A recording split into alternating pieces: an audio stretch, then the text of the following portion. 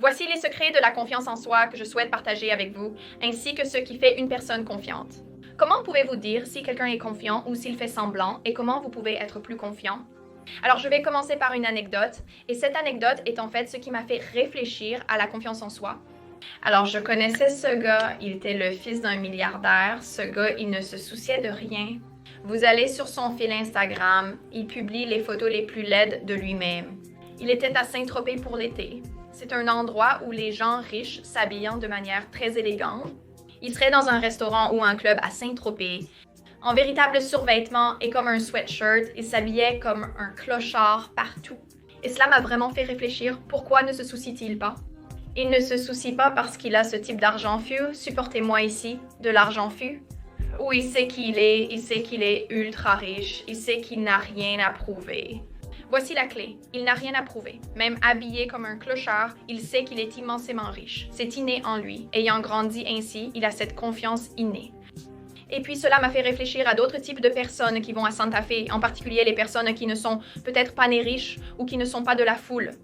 Ils pourraient exagérer leur habillement avec des vêtements de créateurs et leur comportement pour s'intégrer. Ils ressentent le besoin de prouver leur place et d'affirmer leur appartenance à cause du syndrome de l'imposteur. Vous voyez ce que je veux dire? Ce gars, il avait quelque chose d'inné. Il savait que personne ne pouvait lui prendre sa richesse. Et c'est un élément de confiance, alias vous connaissez votre véritable nature. La confiance est discrète et silencieuse, pas bruyante. Ce gars ne va pas partout en disant à tout le monde « Je suis milliardaire, vous les gars, mon papa est riche comme pas possible ». Il n'a pas besoin de faire ça car il sait qu'il peut avoir l'air pauvre en s'habillant comme un clochard, mais il reste riche malgré tout. Il n'a rien à prouver. Les gens qui manquent de confiance en eux ont l'impression de devoir prouver quelque chose aux autres.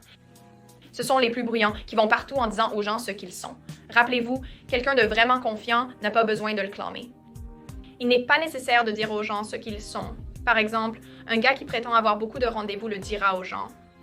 Ouais, j'ai tellement de matchs sur Hinge, j'ai tellement de rendez-vous parce que je suis genre tellement beau.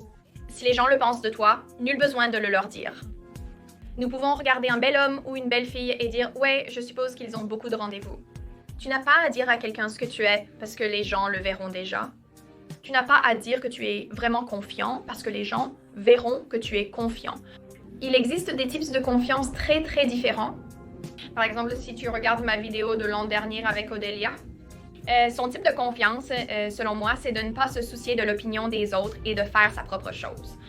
Ce type de confiance, il vient littéralement du fait de ne pas se soucier, et c'est en acceptant soi-même, quand tu t'acceptes toi-même, qui se soucie de ce que les gens pensent.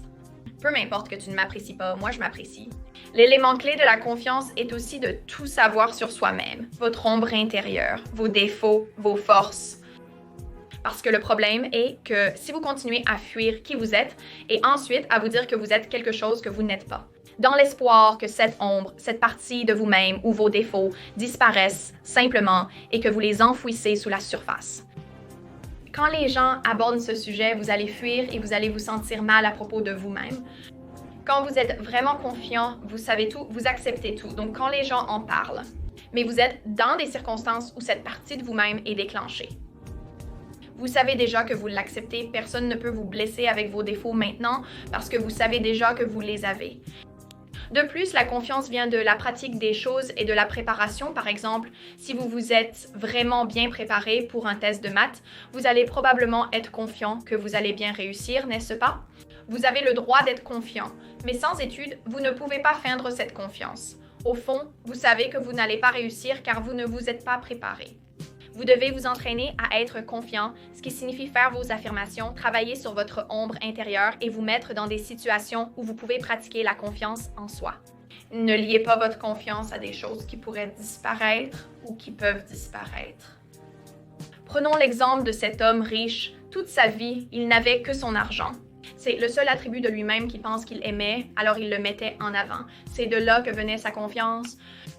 Si vous lui enlevez son argent, il n'a plus rien. Je parie que ce gars ne sera plus confiant. Il n'a rien. Il en va de même pour les filles qui s'attachent à leur beauté. Privées de cette beauté, elles perdent toute confiance en elles. Jeune, je suis tombée dans ce piège. Pendant un temps, je n'étais valorisée que pour mon apparence. J'en suis donc devenue obsédée. J'ai oublié les autres aspects de qui je suis. Personnalité, humour, tout le reste qui faisait de moi ce que je suis, je me suis uniquement concentrée sur mon apparence. Alors, les jours ou les semaines où je ne me sentais pas bien dans ma peau, je me retrouvais dans un trou. En me concentrant sur les autres aspects de ma personnalité, j'ai gagné en confiance. Je l'ai lu sur Reddit. La confiance, c'est être suffisamment sûr de soi pour que dans chaque pièce où vous entrez, les gens se tordent le cou pour vous remarquer. Vous prenez de l'espace, devenez le centre d'attention sans l'être. Vous attirez l'attention des autres simplement en connaissant votre valeur. J'ai lu cela et je me suis dit c'est en fait de l'insécurité. Vous savez pourquoi? Parce que quelqu'un qui a réellement confiance en lui, il n'entre pas dans une pièce avec l'objectif d'être le centre d'attention. Parce qu'ils s'en fichent, ils savent ce qu'ils sont. Ils n'ont pas besoin de la validation de quelqu'un qui n'a pas confiance en lui. Cependant, ils entreront dans la pièce, remarqueront tout le monde autour d'eux et se diront « Est-ce qu'il me prête attention et remarque ma beauté? » La confiance en soi, c'est ne pas avoir besoin de validation externe. J'ai rencontré des gens vraiment confiants, leur confiance émane simplement d'eux. C'est tellement silencieux, mais ils ont juste cette présence puissante et je ne vais pas mentir.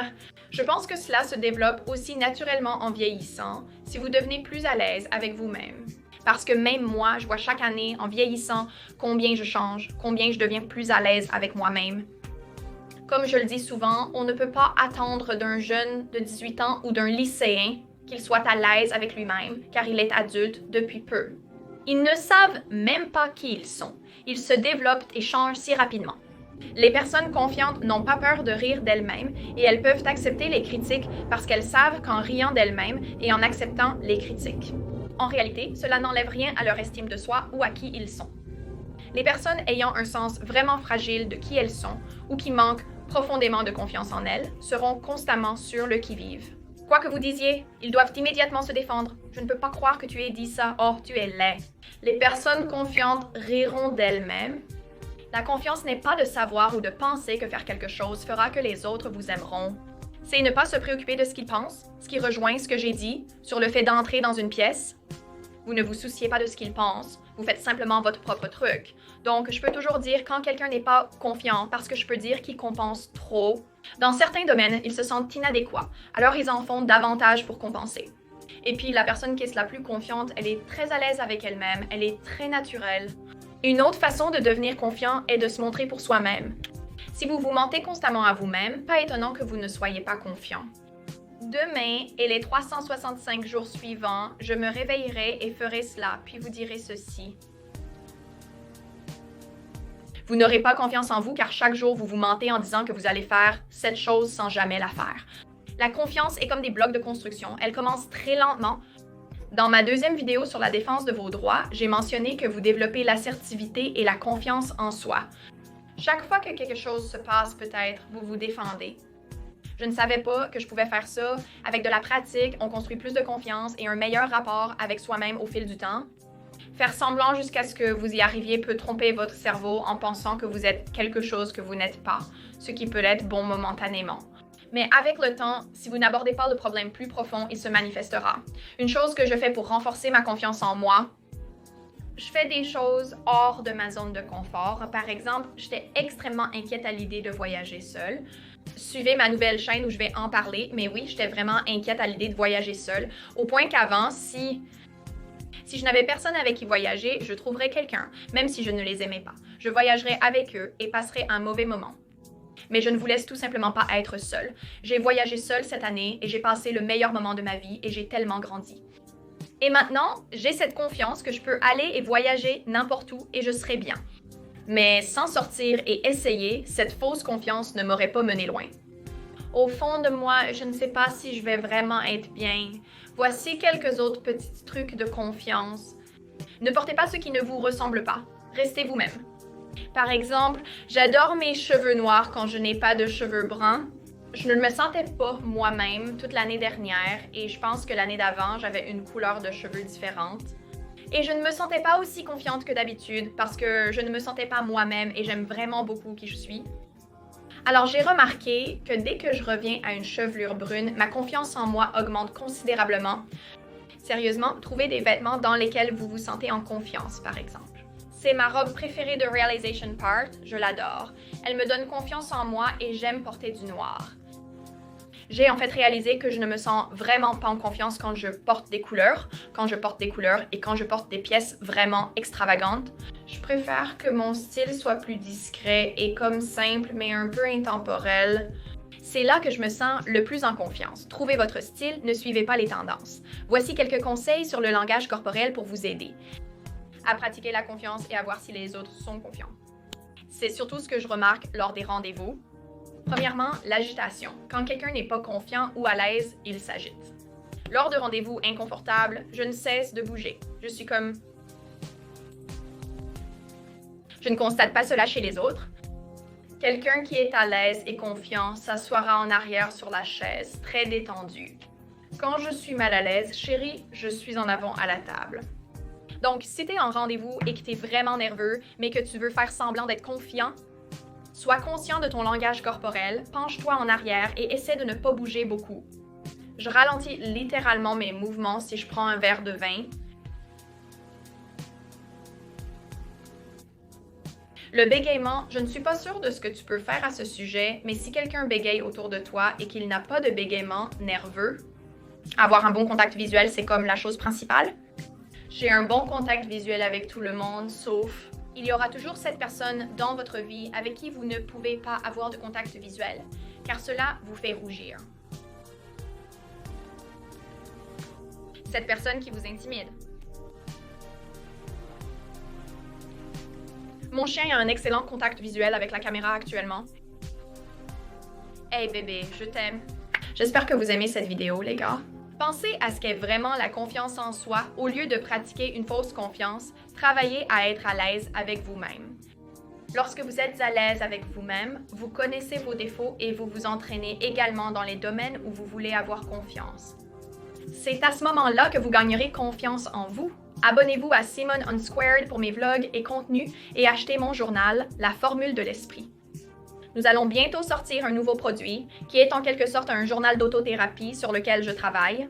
Alors je t'aime, au revoir.